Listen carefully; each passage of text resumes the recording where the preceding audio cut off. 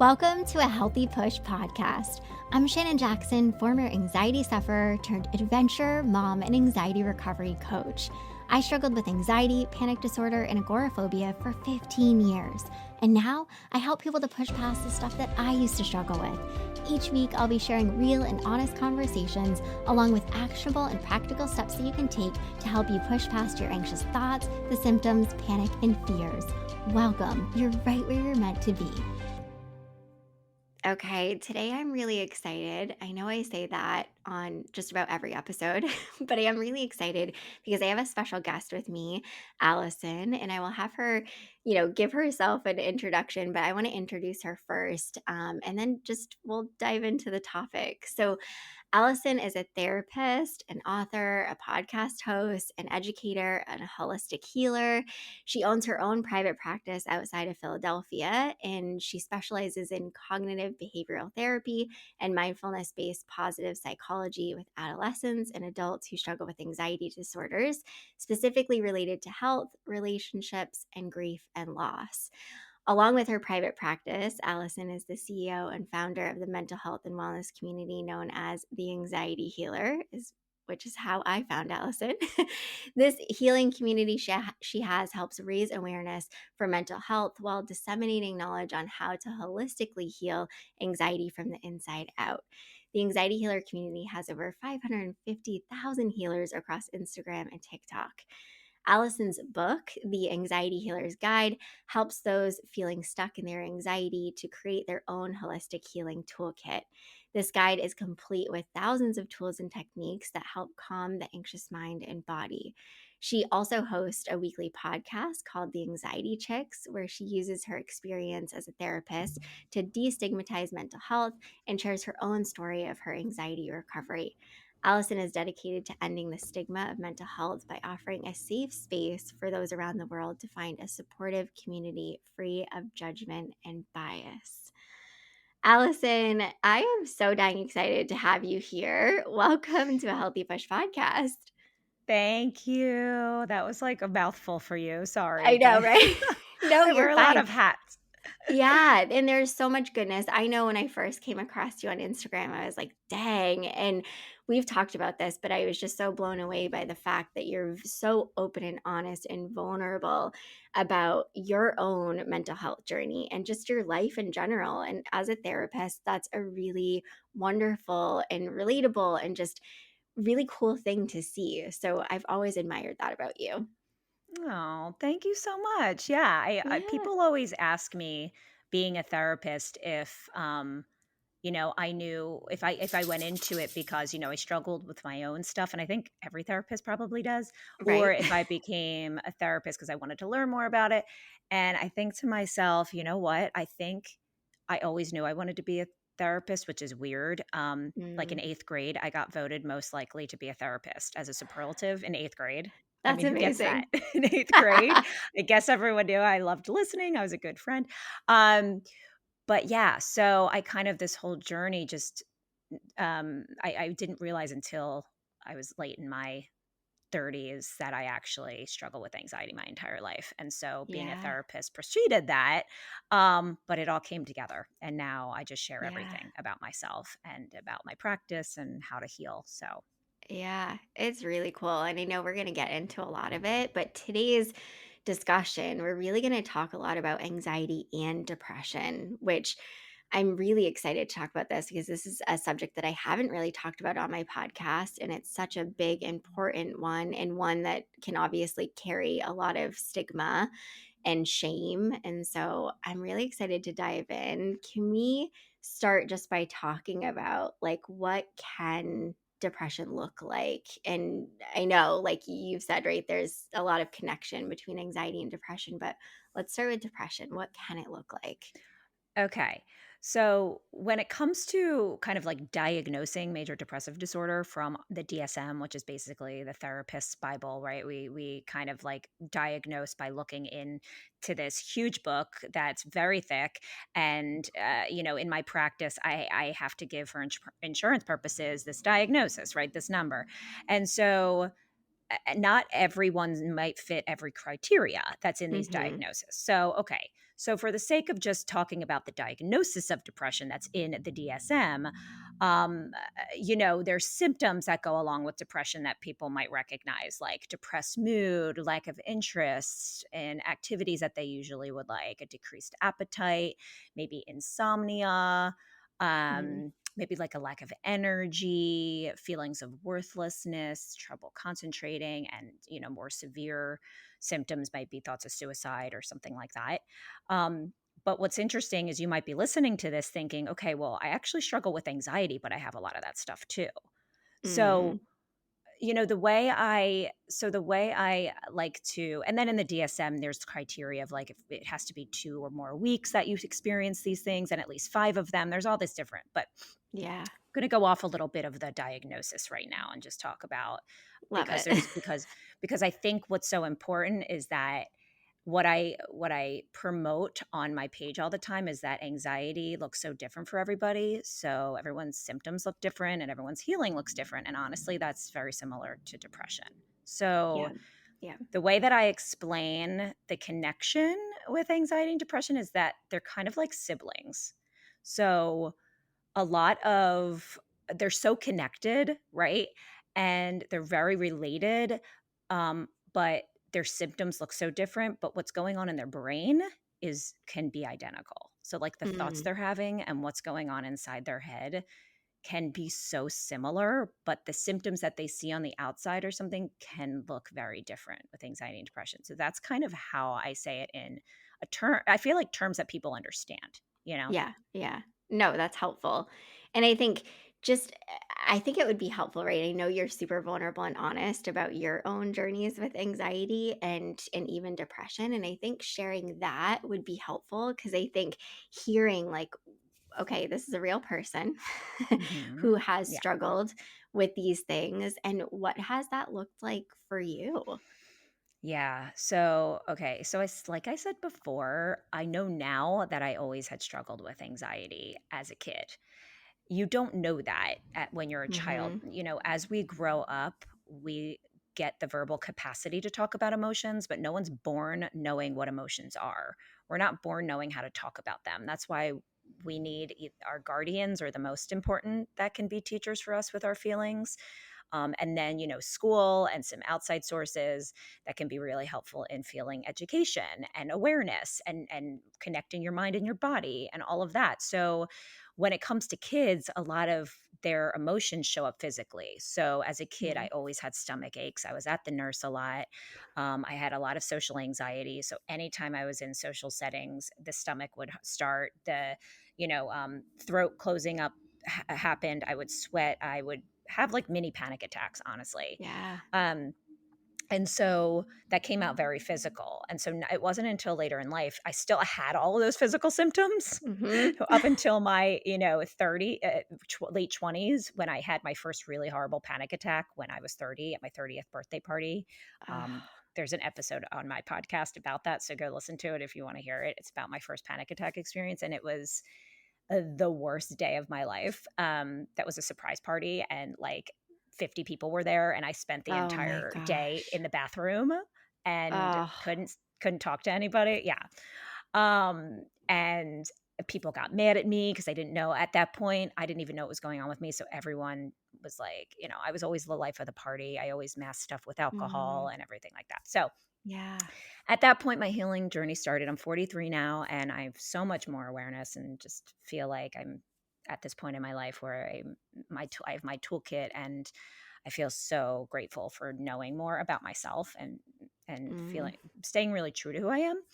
Um, but there also throughout this whole journey, there have been bouts of depression for me. So um, I had a really bad episode probably like 10 years ago where for 2 weeks I couldn't eat and I Mm. couldn't really keep anything down. I was nauseous. I had moved home with my parents for 2 weeks because I was just debilitated with fear and panic, and I didn't really know why, but like I kind of did, but I didn't really want to admit it.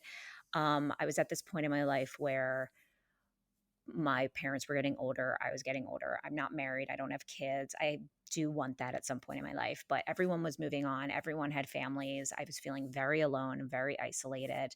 Um, my career always was like, okay, I'm kind of the more high functioning, like highly ambitious, Mhm. anxious person. So I buried myself in that for a long time. And then um, I don't know if there was like a specific trigger for that, but I just remember being so scared of my parents dying and having no Mm. one to take care of me. Yeah. So so much of what led up to that point was I had a lot of panic attacks and had a lot of anxiety. And again, my symptoms just look different. So I have really bad acid reflux. So like I would get food like stuck in my throat because like I would panic so bad when like I would eat and then like my stomach would hurt and then I'd feel so scared about like getting sick. And just all of these thoughts spiraling in my mind of like if I'm alone, like who would take care of me if I did get sick, and what am I going to do in life, and how am I going to help myself and stuff like that. And also I didn't really know how to express my feelings that well yet back then. So I just remember I couldn't eat. I started a medication actually that same I had known a little bit because about a month before I had asked my doctor for medication. So I had it for a little Ah, while.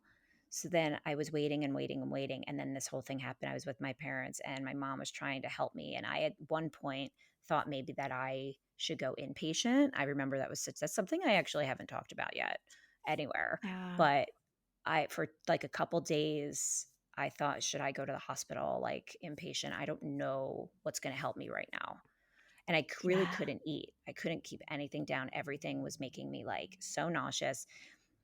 I realize now that I was taking the medication that I should have been taking it with food, and that probably didn't help. Yeah. But Right. I had a lot of side effects with this one medication. I don't want to name it because it's really helpful for a lot of people. Yeah, yeah. But I decided, after like 10 days, I didn't want to be on it anymore. And I was like, I don't know what's going on with me. And I made an appointment with like a psychiatrist, not just my primary care doctor. That's one thing you'll always hear me say is if you're thinking about psychiatric medications, if you have the resources, please, please go to a psychiatrist to get Yeah. evaluated and not just your primary care doctor. I know that's not possible for so many people, Mhm. but it's just so much more helpful and they know so much more about your brain and about what might be helpful for you instead of going like trial and error with all these meds. But Right. That's anyway, helpful. so yeah, so I don't that's like just like the long of it, but that's just have had all of these experiences like so Yeah. much and have been trying to get out of it for since then. And I actually how I got out of it was through therapy and doing something called behavioral activation, which is amazing for depression. Mm. And I can talk more about that if you want me to. I don't talk go into it, but um Yeah. and I got off medication and I actually haven't been on medication since then. I do have a small prescription for Xanax, but again, Xanax is something that you're only supposed to take as needed, very low Mm. dose. And if I can tell, I'm very aware now of, and I know how to self soothe very well Mm. now. I don't depend on it, but I do have it just in case. Yeah. I, of course, would love to talk about behavioral activation, but before we go there, so curious, and I know people are probably wondering. I think a big fear with people who struggle with anxiety disorders, especially when you're struggling with the severe panic disorder, agoraphobia, you have a lot of worry and fear that maybe it will lead to depression or that it is leading to depression. Or maybe you already have that awareness that, like, I am struggling with all of these things. It's not just anxiety, it's also depression. And that can feel so incredibly overwhelming. Do you think with your journey that the anxiety led to depression, or what did that sort of look like? Yeah. So, okay. So I think I just always, like I said before, symptoms look different, but the thoughts in your brain can look very similar, whether you struggle with Mm, anxiety or depression.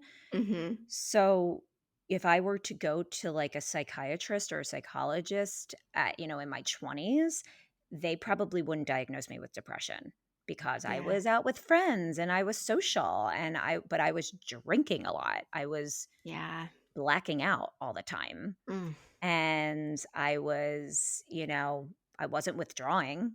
I had a great appetite. Yeah. Actually, sometimes I would eat, but sometimes I was, I would drink a lot, but then I would eat really bad. But then sometimes days I wouldn't eat a lot. So, but still, it wouldn't have been diagnosed as major depressive disorder. But Yeah. honestly, in my brain, I was having more anxiety symptoms. I was very higher functioning anxiety, but I definitely had panic attacks. I definitely had restlessness and Yeah. physical palpitations and racing thoughts. Um, and that's just what it looked like for me. But the thoughts that I had were the same exact thoughts that I had that those 2 weeks when I was majorly depressed for those 2 to 3 weeks with my parents of like, I'm nothing. I'm not good enough for people. I can't talk about my feelings. I Yeah. I'm never really my life isn't going to be Mm. anything because no one's ever going to want to be with me. I'm Mm. disgusting, I everyone's moving forward and has all these things and says done this with their life. I'm living in like a small apartment still and I'm like in my 30s and I just feel like no one likes me and like no and a lot of this also had to do with self-esteem with like around men. Yeah. So I was bullied really bad when I was in 8th grade by boys for a long time and so my outlook on men was that they were just always really mean and would never love me for like who I was and my body and all this stuff. And so all of those things were always constant in my brain of like what was causing these symptoms of anxiety or depression. So Yeah. honestly, there isn't really for me, there wasn't like a cause or effect, and I think with a lot of mental Mhm. health, everyone wants to find like, "This is the cause," right? Like, Right. "This is the reason," because then if you know that, then that means you can fix it, Right. and it's too complicated. It's just very Yeah. complicated, and there's so many different situations and environments and people that trigger certain symptoms that getting to the root of what's in your brain is really what's Yeah. gonna help you come out of it. Yeah. Oh my gosh, so much of what you shared, I'm just like going back to my own journey, right? Because people will ask me, "Did you ever struggle with depression?" And I still, even now, don't even know how to answer that question because I'm like, I'm sure I did, but I was never diagnosed. Everything that you were saying so similar. Like I drank a ton. I Mhm. seemed super functioning. I was like going out and, doing things, but what was sort of happening on the inside was probably a bit of depression. Like, I mean, everything was so hard and the thoughts and yeah, it is so tricky. Yeah. So when you say like that they're connected anxiety and depression, like what do you mean by that? I'm so curious. It's okay. So I think it's like about 50% of people who struggle with anxiety will at one time struggle with depression. I mean, it's very, very high. Yeah. And I think it's because there's one, the with both of them, there's very much this lack of emotional awareness you have about Yeah. yourself. So it always starts with this lack of emotional awareness. Mhm. And a lot of that from my experience in my practice and what I know is not having the language to express yourself, and which is nobody's fault because, like I said before, we are not born knowing like the language of emotions. We're not even born with language as a baby. We don't just come out of the womb and start talking. We have to learn words, and that's why reading to your kids is so important, right? And your vocabulary is huge, and that's the same with emotional vocabulary. Mm. So when you don't grow up in an environment where you are acknowledged for your emotions and you're taught this is being scared and scared is okay. It doesn't mean that it's dangerous. You can feel lonely too. Like and feeling lonely stinks. I always say Mhm. that there's no good or bad emotions. There's just ones that don't feel comfortable. So there's some Yeah. that feel uncomfortable and feel comfortable. Um so with the connection, I think the both of them, you really lack more of an emotional awareness. You also, again, with the brain, Um, there is some like limiting beliefs that you have in both Mm. depression and anxiety about yourself and about your worldview. Mhm. Um, and a lot of that is very negative. You Yeah. have a lot of negative beliefs and a lot of fearful beliefs. And so breaking free of that is really difficult whether you struggle with anxiety or depression. You can have a lot of intrusive thoughts with both as well. Very intrusive thoughts Yeah. that feel very real, but they're not. They're like error thoughts, Mm. right? So that's why cognitive behavioral therapy is one of the most, reliable and effective treatments for both of them, Yeah. because it focuses on shifting your thoughts and rewiring your brain and all of that. So, Yeah, and that's such a big one because, struggling with an anxiety disorder, it can lead you spiraling a lot. Like, this is so bad. Am I ever going to get better? Like, I seem to just be getting worse. And then cue the worrying, right? About struggling with something more. Or maybe now this is depression. Maybe now I'm also struggling with depression. And then you just pile on top of all of it. And, I know a lot of people have that fear like, this is going to get worse or I'm going to continue to get worse.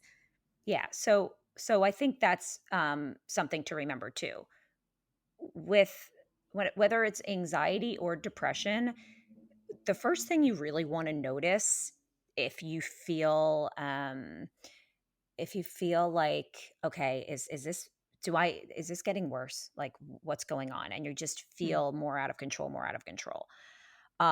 You need to kind of really be aware if it's affecting your daily life. So Mhm. that's like the first thing you want to look at. Are you able to accomplish your daily responsibilities? Can you get up and can you take a shower, right? Can you go brush your teeth? Can you go get to work? Um, are you able to still have functioning relationships? Is it affecting your Mm. partner or with your family or your friendships? Are you isolating yourself? Isolation with both anxiety, depression happens all the time, like Yeah. there's it's just all so similar, but the biggest thing is how much is it affecting your daily life? And Mm. if it is, and can you concentrate? Are you realizing that you're at work and you haven't really been able to pay attention for an hour because you're just ruminating, or you're feeling, are you constantly on edge? Do you feel like you're constantly in a sympathetic state, which is a fight or flight state, right? um, take a look at those things in your daily functioning, and listen, like I said, in my 20s I looked like I was functioning. Yeah. I was drinking, I was showing up to work, I was fine. um Mhm. but my relationships definitely were suffering. I Yeah. was definitely suffering with my relationships, and I was going through different partners very quickly. I was really making choices based on my low self-esteem with men. And that Yeah. was a huge flag that really took me, and like the drinking and stuff. So, yes, my daily life was affected looking back now, even though someone might not have known that. So, even if it's not like affecting your daily life in the way that I'm saying it now and like the severity, you can always give yourself permission just to go get support and go get Mm. treatment. I mean, I'll be in therapy my entire life, and I'm glad, because that is something that's in my healing toolkit. And that's a huge Yeah. part of my regulation for myself. I might go through a couple different therapists depending on where I am in my life. Like Mm. I'm thinking of switching maybe in the next couple of years because I'm going through like perimenopause, and I want to kind of work with someone who also kind of knows that. So it's Yeah. okay to like switch, but really that should just be something that should just be in your toolkit just for every day. Yeah. Yeah. Oh, I agree. So I am curious. Let's go back to the behavioral activation because then you're Mhm. saying that was incredibly helpful for you. What the heck is it? Let's start there. Okay. Yes, exactly. Okay, so it really is. It's so with CBT, it's very much there's a lot of psychoeducation. So cognitive behavioral therapy deals with learning more about your feelings and thoughts and how they're connected, but recognizing what thoughts are going on in your brain that are connected to your emotions and Mhm. then how they affect your behavior. It's kind of like a triangle, where you have these thoughts, you have an event that happens, or you have something that goes on, situation, and then you have thoughts that spiral, that are very distorted a lot of times when you have anxiety or depression, or they're very errored, and then they connect to what your emotions are. They kind of create those emotions, and then you act accordingly. So your behavior kind of just goes because you're feeling Yeah. scared, right? Yeah. For example, like the same person might go into a party, right? And the one person has severe social anxiety and is thinking, I am people are going to laugh at me. Oh my gosh, that person is staring at me. What are they saying? Oh my god, am I going to say something stupid? This is going to be the most awkward thing ever. I'm so awkward. I never know what to say. And then the same person goes into the party who's a little bit nervous, but is thinking, okay, I don't really care what people think. Like, I'm going to go in here and maybe I'll have fun. I don't know. But even if I don't have fun, it's okay. I can leave within 10 minutes. I think I'll be okay. Even though I might be scared going in there, I know I'm not in danger. And if people don't like me, okay, well, I know I like myself, right? That's just two different thought patterns. Yeah. Yeah. So, how is the person B going to feel, right? They're going to be confident. They're going to be okay going into it. Person A is going to feel completely scared and debilitated and panicked. Yeah. So, it's just our thoughts are so important in the way that we think about situations.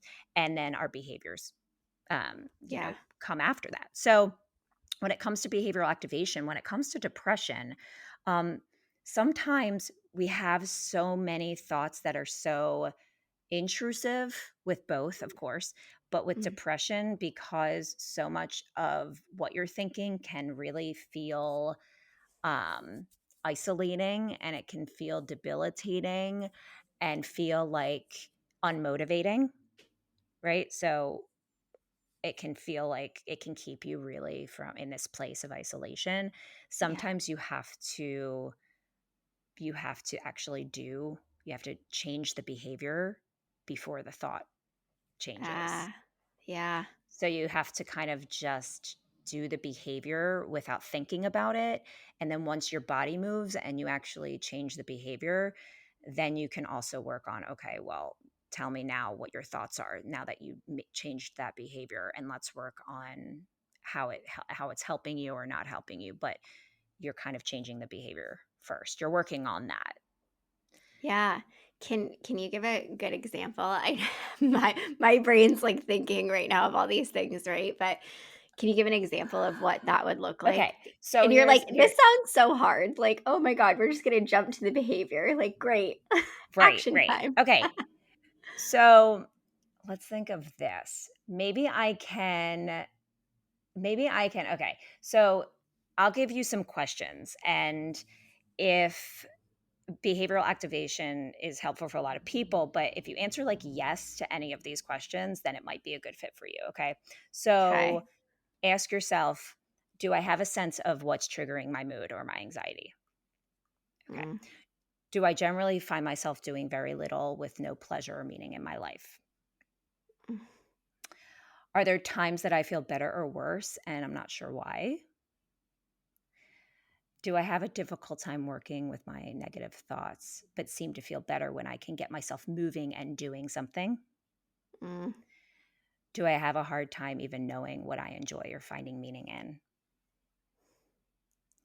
So, if you answered yes to any of those, which I'm sure there are people saying, yeah, Yeah. probably all of Yeah. them, then you probably would benefit from this, because it really helps you kind of understand depression more and like anxiety more, and it monitors your daily activities, and it identifies more like goals. So it's kind of more activating in the sense where it's um it's not just having you sit down and like have talk therapy, as much as that's going to be helpful at some point to dive into your thoughts. It's more of physical. Yeah. And so because the mind and the body are so connected, like I don't if anyone's read The Body Keeps Score, or um when it comes to like trauma and stuff, learning so much about your physical body is so important to the healing process too. So being able to um get your body in a different like physical state And at the same time, recognizing, like, does that feel good or does that not feel good? Mm, And, like, what behaviors actually help that?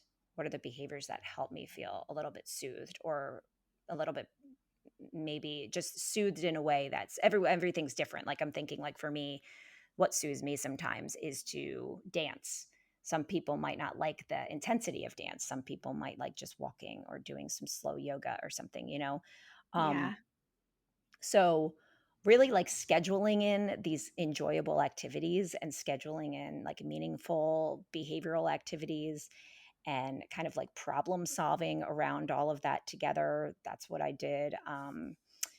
And just really working on like goals and behaviorally working towards goals. And then at the same time, also, I did like cognitive work too on my brain. It Yeah. wasn't just that. But if that like makes sense a little bit more. Yeah, no, it does. I'm just thinking, right?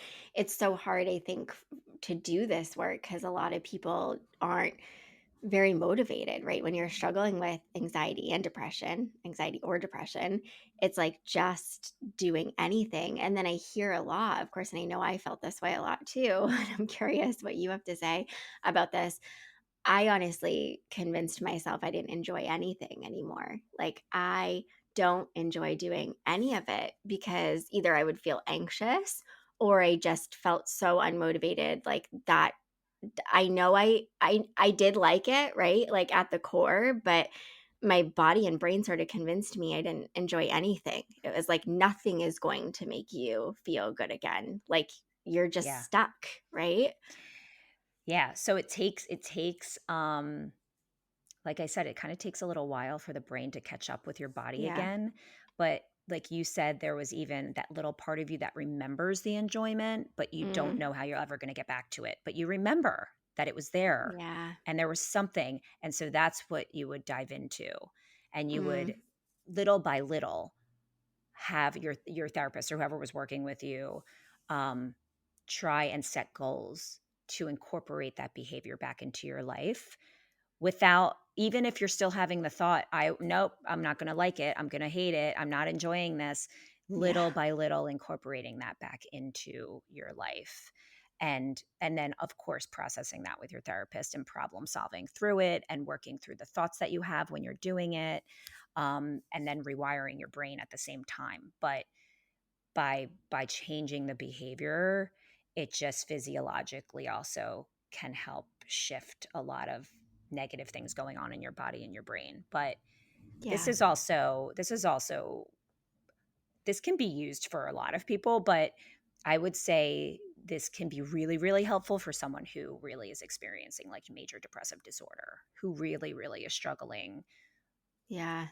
with functioning. And like for me, I was not functioning. I wasn't working, I wasn't sleeping, I wasn't doing anything. I knew I was either going into an inpatient, which I Mhm. did as a therapist, did not want to do. They are Yeah. so helpful and great for so many people. I was so scared, I think because I had been exposed to so many different environments and I was Yeah. just scared to leave the people I love, which I think everybody probably is, but I probably could have benefited from it. And there's so many incredible um, programs out there, but I knew deep down I was like, I think I can try something first Yeah. before I do that. I want to try something. So that is what really I started. And I remember the first night I went home after my parents, when I slept at my apartment, that was my first goal. Like I created with my Ah, therapist. I was like, I think I just want to try and sleep at my apartment again by myself, and I don't know if I can.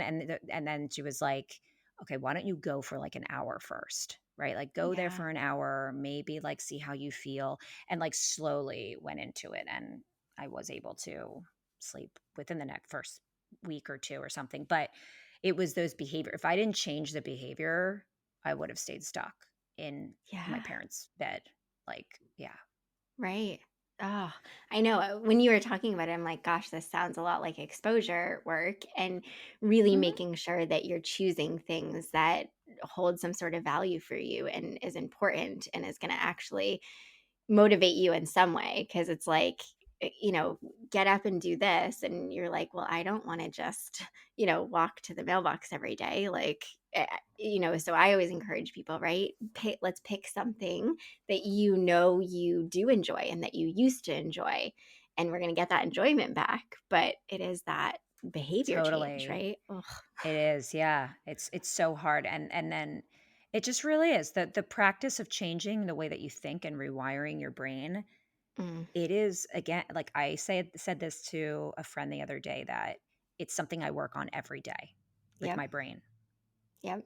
Every day I wake up and I Same. choose to think, yeah, I choose what I'm going to do that day and take it one day at a time. And it's like you can just wake up and make small choices every day that you know are helpful for you. Yeah. And I think that's the thing, right? What's helpful for you. And it takes that trial and error and just, taking small steps and figuring out what is helpful for you because it's not one size fits all, of course. But I'm so glad too that you mentioned, it's a lot of this is because not solely the cause, right? But a lot of us didn't have good emotional awareness. Like we weren't taught, we weren't spoken to about these things. And I think, it's a big generational thing. I think for a lot of people our ages, like, our parents weren't great at this and not by fault to them. Like they weren't taught either. But that's starting to change. And I think you're right. Just having emotional awareness, like, how am I actually feeling? What am I feeling? And I don't remember ever doing that, right? Like when you were saying going to school and you always felt anxious, and I never knew what that was. I just thought, like, I just don't feel good. Every time I come to school, I feel like I'm going to puke and I don't want to be at recess. And you're going on a field trip? Like, no, all day long, I would be like, I'm not doing that. I'm staying home today. But yeah, having that awareness now, of course, is so helpful as an adult to be able to acknowledge for yourself, like, okay, I'm feeling anxious. Okay, I'm feeling sad. And, here's what I can do that I know might be helpful to navigate this. So huge. Yeah, it is. It really is. And that's something I still do every day too. I have, Yeah. a on my refrigerator, a whole list of feeling words. Yeah. And sometimes I don't know what it is and I have to look at them. And I'm Yeah. like, okay, am I angry right now? I am. And you can be a lot of feelings at once. But I'm also feeling really disappointed in, my mom for not asking me something about something that I really wanted her to ask me about. And, that's Yeah. deep rooted. Yeah.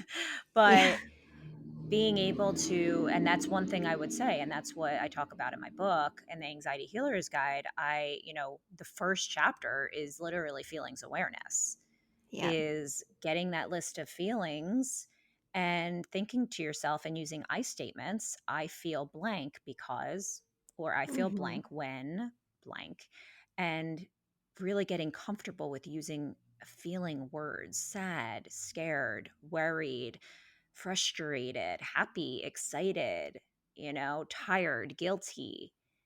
Yeah. What are the words? And that'll help you express yourself better when you can Ugh. identify them. Yeah. I love that because I think we immediately sort of jump to, oh no, I'm feeling something that doesn't feel good. Let me get rid of it. Like, Well, let yeah. me just get rid of it, whatever it is. Don't care what it is. And now in 2024 with people, when people are feeling uncomfortable, this is what I've noticed, that automatically I'm feeling anxious. Hmm.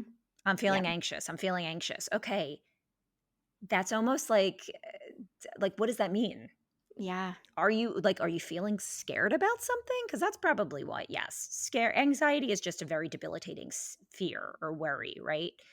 That's like how it's categorized. But like, are you also feeling something else? Are you feeling sad about something? Did you just Yeah. come from like a family event and you're feeling, really sad, or you're going to it? And are you feeling nervous? Like, are you feeling disappointed in something, or are you feeling, envious about someone who's going to be there? Or, I don't know. Yeah. Oh, there can be so many emotions. I used to everything was anxiety, right? But sometimes I was Yeah. genuinely excited. Like there was Hmm. excitement. And I would just be like, nope, Yeah. anxiety. Like, don't go. We're not doing this. Like, but yeah, slowing Totally. down, right? Slowing down to acknowledge what you're actually feeling.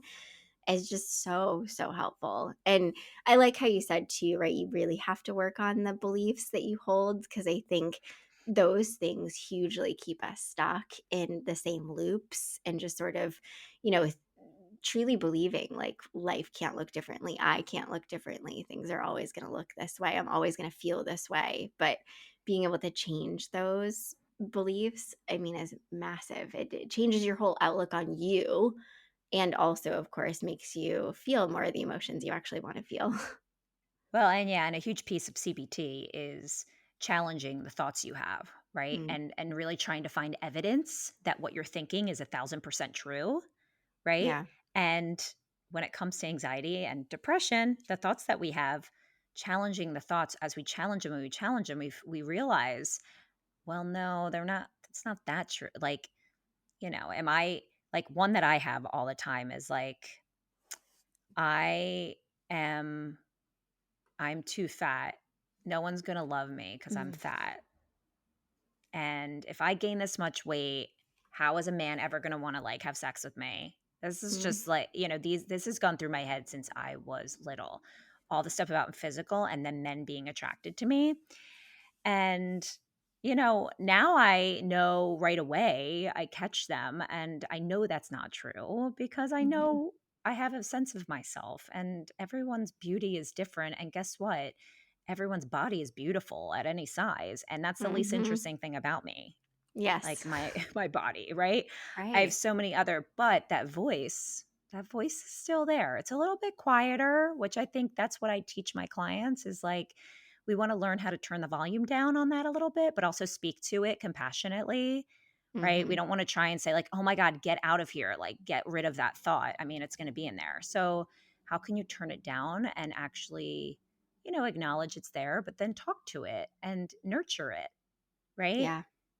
Right. And that's some inner child work for me. That's some mirror work, affirmation work. I'm huge on all of that too. And so I have this dialogue every day with myself. And, I started breaking out the last couple weeks and I'm just like, what is going on? And I'm like, you know what? I'm okay. I'm healthy. I think of gratitude is also huge. Um, but, I speak to myself differently now. Yeah. And I think about what would I tell my younger self? What would I tell someone that I loved that was going through it? I would never say all of those mean things to them that I say to myself. Right. Right. I know. It's so So, hard though, and like you said, it is a daily practice because we're so used to talking to ourselves in such an unkind way. It's like autopilot almost, and takes a lot of very conscious, mindful yeah. work to not do that. So I Yeah. know you have a whole book on all of this, Allison, right? But I want to ask this question. What I love about your book is that, right, you're having people create their own toolkit, and you're saying there are so many different tools, right? There's not just a set, toolkit, and it's not just these things that you have to use, and it's not step A, B, C, D, E. So, what are just a couple of tools that you found incredibly helpful when you were navigating your anxiety and depression journey? Yeah. Oh my gosh. It's funny writing this book too, because after I was done and I submitted the manuscript, I was like, wait, I want to add a couple Right. more things. There's always Yeah. I have a lot of, that I researched from, and I'm a holistic practitioner, so I research a lot of Eastern medicine and the Eastern world and all that. Yeah. But there's so many things that are not in there that are so helpful for so many people. But this is a good beginner. The Anxiety Healer's Guide is a good beginner to kind of create it. But it does take trial and error to know Mm, what your toolkit looks like and to know that you're going to be pulling from that for the rest of your life. Like you're going to mhm, know what's you're going to need in certain situations, right? Like what I need going into a party with 50 people and how I'm going to regulate myself before that is different than when I'm going to, be going to like a yoga class that I'm a little bit nervous about or something, right? Like that's going to be, or what I need when I'm sitting alone and I'm feeling really, just dysregulated being alone. I need something different then to help me, right? yeah, Um, but some of the things that have really, I think, just, there are certain things that I would say are very helpful for that could be for everybody, which is like community support. Yeah. So your support system is going to be just a theme for everybody that should have on their toolkit is people that they feel safe with and a community they feel safe with, and a support system is huge. Yeah. um, and that could include, some therapy or coaching or something that also helps them, you know work on that. So community and support system is huge. um, Also, for many many people, what's in their toolkit is medication. It's not in Mm. everybody's, but medication is a part of someone's toolkit. And so many people, I don't want to be on it forever. I don't, blah, blah, blah. And I am the same way. That's how I was when I took it too. And I go back and forth, honestly, every couple months. Do I want to talk to someone about, and I still think about it. I'm like, I think I am going to call someone in a couple months. I just haven't done it yet. And it doesn't need to be so rigid. Yeah. But there's also no harm in just getting evaluated. Like, going to a psychiatrist doesn't mean that you have to start taking medication. You can go get evaluated and ask them questions and get to Yeah. learn about it, and then have the medication and decide when you want to start it, or if you ever do, you know? But that's in a lot of people's toolkit. Good for them, as long as it's helpful, right? And you're not dependent. That's another thing about the toolkit. You shouldn't be dependent on just one thing in it, right? Yeah. Like, it's my medication. If I don't have it, then I'm not good. No, no, no, no, Yeah. no. Like, it's gotta You work. Yeah, so for me specifically, I have I have like a support system. I have a lot of grounding techniques that are very very healing for me that I do on a daily basis. I have a breath work practice I do every day. I have some apps that I love with certain meditations, and I am a person who needs to be in nature. That regulates my Yeah. nervous system. So I have to go outside and I have to walk. I don't care how cold it is or how hot it is. Mhm. I definitely don't go for as long periods of time if it's too hot, or anything like that. Um, but being outside is huge for me. And research has shown how important it is for everybody to get some sun on your face and to get outside. I have a really, really established and amazing yoga practice. And that's part of a community for me too. In my neighborhood, there is an amazing yoga studio that is not just, it actually, the sole purpose of it is to build people together and to have classes that are based on like the Eastern world with meditation Mm. and movement and breath. And it's not actually like you're not going there to burn 6,000 calories. Like, that's not what it's for. Yeah. It's actually like a therapy for me going there. I So I love would that. suggest, if you're interested in that, kind of looking for that space. Um, and then I also have my tools, like my actual tools. I mean, I have a little bit of ADHD, so I need fidgets with me whenever I'm like going somewhere, or I need my water. Water is huge for me. I have my water bottle with me. Essential oils are huge for me. I use peppermint oil because I get nauseous a lot when I'm anxious. So sometimes I'll just sniff that and I'll feel better. I want to also make clear that you have to be also aware that these don't turn into like safety behaviors.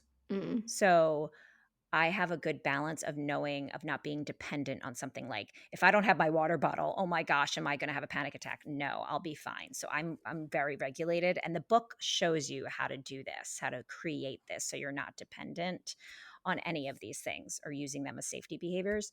Um, but it really takes trial and error. So, like, moving your body is huge. Practicing some guided, like, grounding strategies, visualization strategies. Um, a lot of For sleep is huge. So, like, sleep hygiene is in my toolkit. How can I make my sleep environment better? Sleep is medicine.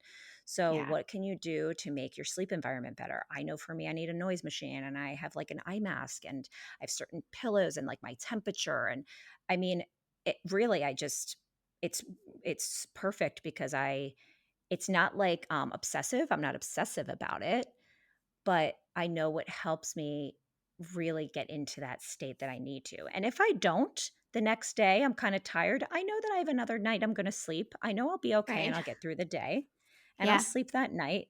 Lack of sleep really used to trigger me. I used to get really, really anxious and nauseous when I wouldn't get sleep. Now I know I'll make it through the day. I'll be okay. Um, and then also learning boundaries, learning, when you say support system, like, who are you around? Who's filling up your cup? What kinds of work do you do with your inner dialogue, your self talk, the affirmations, the inner child work? tangible items. I mean, there's so many tangible weighted blankets. I mean, there's things I put in my book that's all different, and also other resources like podcasts. What shows make you feel good? What things like make you feel cozy?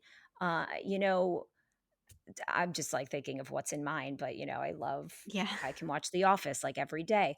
Um, Also, just listening to your body, really, really Yeah. being that awareness is huge. So, I mean, you can see my whole entire like toolkit in my book. I put it all in there of what I have, but and it just looks different for everyone. And you have to really just dedicate and commit yourself to trying things. Yeah. I agree. I agree. Yeah. So, this has been such a good conversation, Allison. I've loved every second of it. So, if people are Thank like, you. okay, cool, where can I find Allison? Where can people find and connect with you? Yeah. Oh my gosh. So it's the anxiety healer on TikTok and Instagram. I'm trying to be more active on TikTok, but it's not going so well so lately. But I'm trying this year. Um, Instagram is mostly my major platform. And you can subscribe to my page. You can find the Anxiety Healers Guide on Amazon. The Anxiety Chicks is on podcast on all streaming platforms. I am coming out with another book this year, which I just submitted, which I'm Ooh, very excited about, and yay. it's